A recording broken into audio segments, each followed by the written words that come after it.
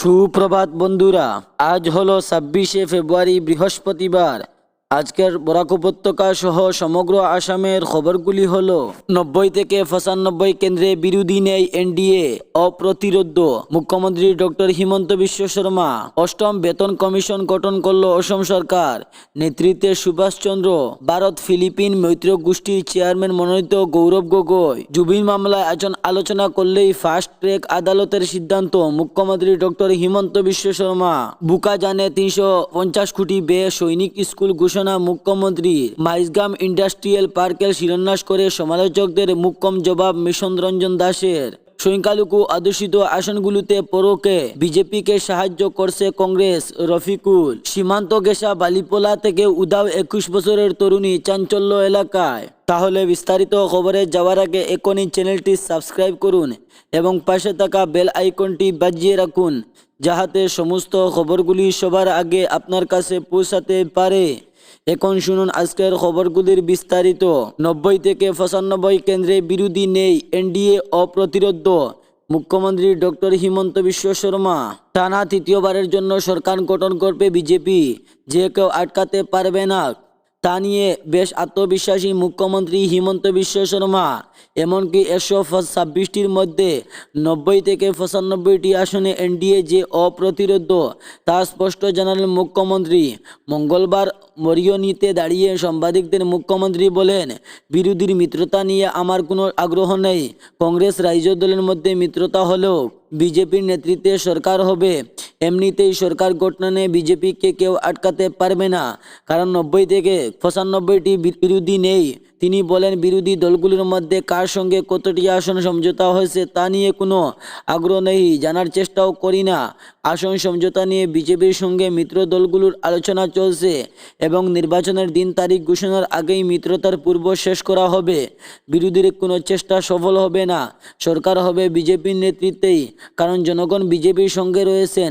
কার্বি আংলংয়ে কংগ্রেসের সঙ্গে এইচএলসি এর মিত্রতা নিয়েও কটাক্ষ করেন মুখ্যমন্ত্রী। তিনি বলেন, এপিএসএলসির সঙ্গে যে দল মিত্রতা করবে সেই দল ডুবাবেই মুখ থুবড়ে পড়বে। ভারত ফিলিপিন মিত্রতা গোষ্ঠীর চেয়ারম্যান মনোনীত গৌরব গগৈ। বিশ্বের বিভিন্ন দেশের আইনসভার সঙ্গে সম্পর্ক আলোচনার আরও ঘনিষ্ঠভাবে করার লক্ষ্য লোকসভার একাধিক সংসদের নির্বাচন করেছেন অধ্যক্ষ ওম বিড়লা।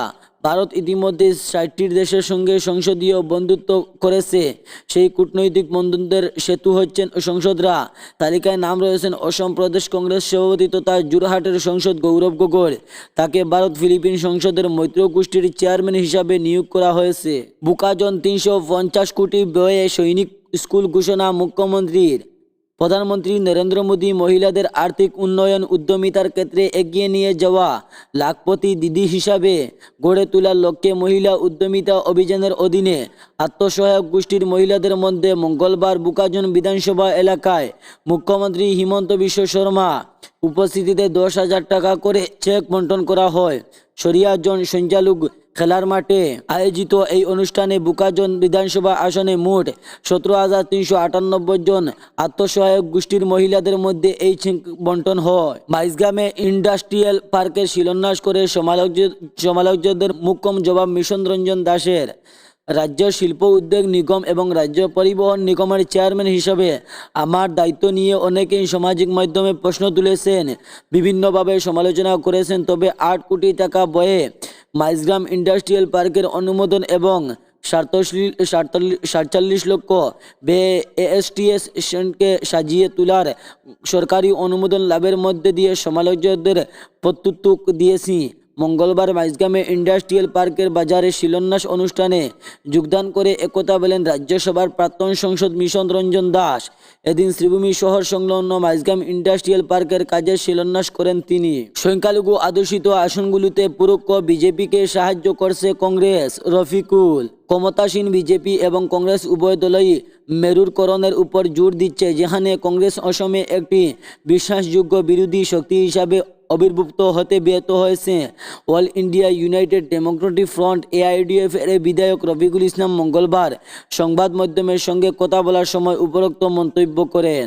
সীমান্ত বালিপালা থেকে উদাও 21 বছরের তরুণী চাঞ্চল্য এলাকায়। শ্রীভূমি জেলার অসম, মিজোরাম, ত্রিপুরা সীমান্তঘুষা পাতারকান্দি এলাকার বালিপিপলা গ্রামের নেমে এসেছে গভীর উদ্বেগের ছোঁয়া।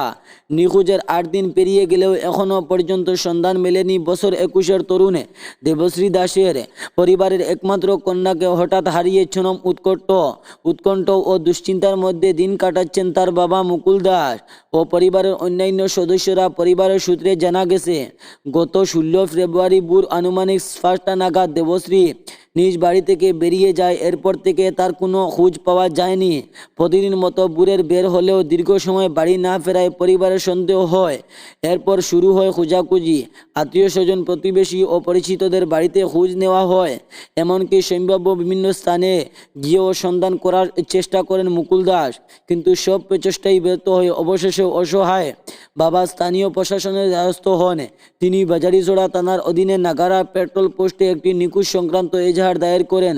পুলিশের কাছে দেওয়া অভিযোগে 3 ঘন্টার সম্পূর্ণ বিবরণ তুলে ধরেন। সেই অনুযায়ী নাগার পুলিশ একটি মিসিং ডায়েরি নথিভুক্ত করে তদন্ত শুরু করেছে।